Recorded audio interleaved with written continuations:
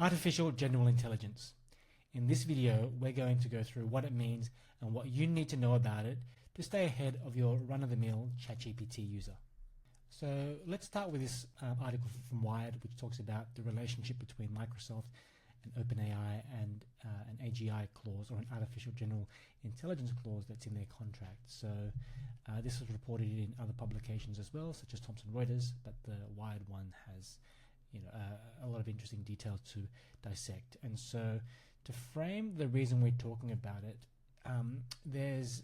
it's actually something that slipped under the radar, so not many people know about it. And AI, like a lot of other fields, there's no value, there's no gold to be found in just doing what everyone else can do. So the overarching kind of context for this video is when you dig a little bit deeper, once you have these specific pieces of knowledge that are important for companies that are commercializing large language models such as ChatGPT, that will make you valuable. That means that people will ultimately pay you premium dollar for your time, for your skills, because you can do more than just type something into a prompt and get a result. So what's happened here, the news that's flown under the radar is Microsoft have partnered with OpenAI to power all their Azure, or to power majority of their Azure AI models. And there's a clause there that basically states that if OpenAI declare artificial general intelligence, then they can essentially void that relationship. So the reason this is huge is if you look at a Fortune 500 company, typically they would look at a company such as Microsoft as the bedrock of stability. If you look at an operating system, for example, Windows has been around since 1993, I believe. So we're talking over 30 years of essentially uninterrupted access where Microsoft has supplied the operating system. They've been able to rely on Microsoft to provide continuity, provide security patches, and so on. But all that changes with AI. With now that this clause is, it's become widely known.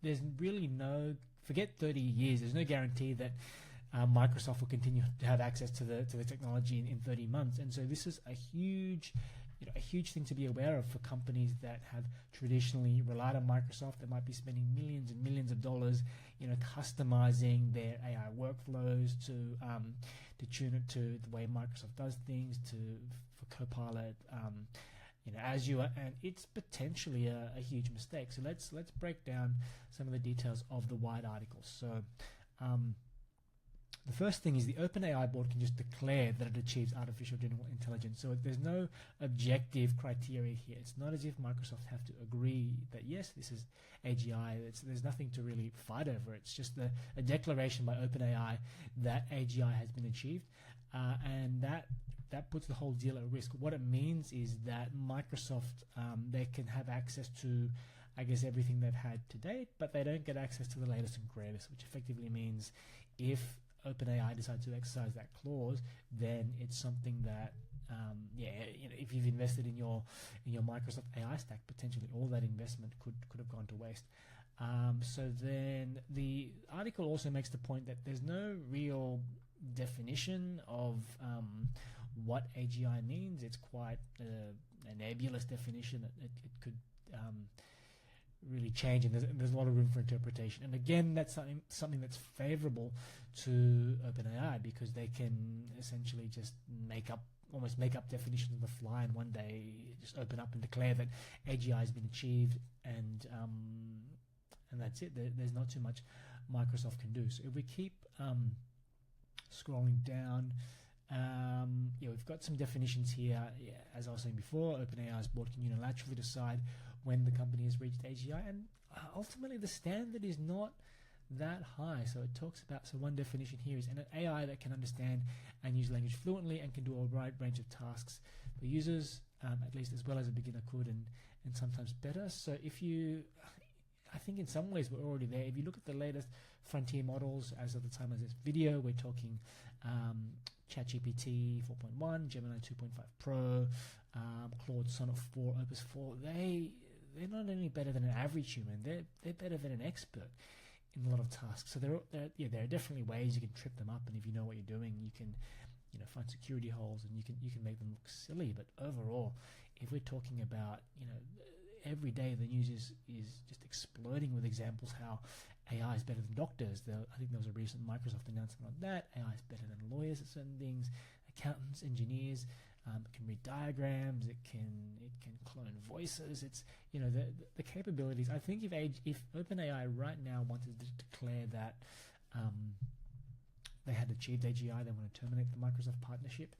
The level of technology is there to support that. So let's bring this back. So why is it important to know this? I guess the reason is, if you're going in as an AI consultant and you're talking to a Fortune 500 company, for example, who are heavily investing in their Microsoft stack, once you bring this to their attention, you can give them some potential options, some solutions. So you might say, and this has been my recommendation from the beginning, you might say, well, if you're investing in large language model capabilities, you don't necessarily want to go all in on a particular vendor such as Microsoft, and this is the reason. And so your recommendation is, if you're building AI workflows, they should probably be vendor agnostic. So I would not even bet the proverbial farm, for example, on OpenAI. So a good workflow that I would recommend is to say, well, you want to make your tooling and your prompts fairly model agnostic. So you, for example, might want to have one baseline set of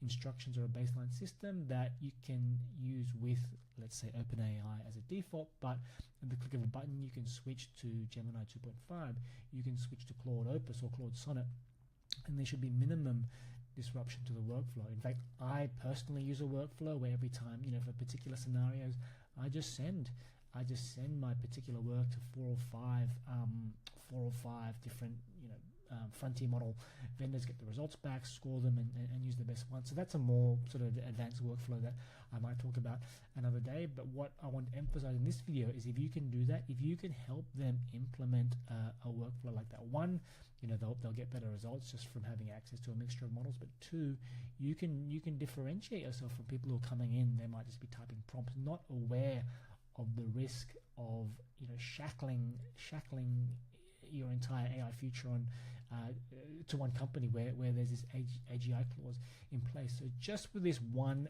piece of knowledge, you can differentiate yourself from probably the next 99 candidates who are coming in.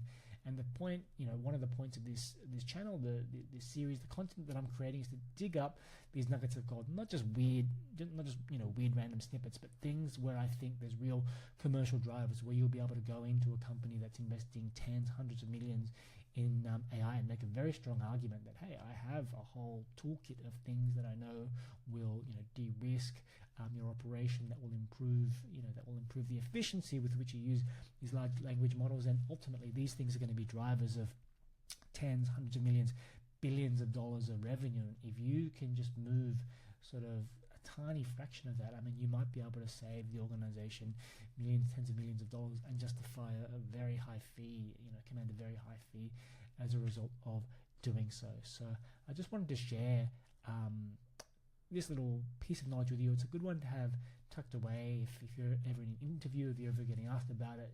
The chances are that the person who you are talking to, they're not going to know. And once you explain what this clause is, what the potential risks are, I think your value will, they'll immediately see your value. So that's what I wanted to have a chat about today. If you're enjoying the content, would appreciate a like and subscribe, and looking forward to seeing you all in the next video.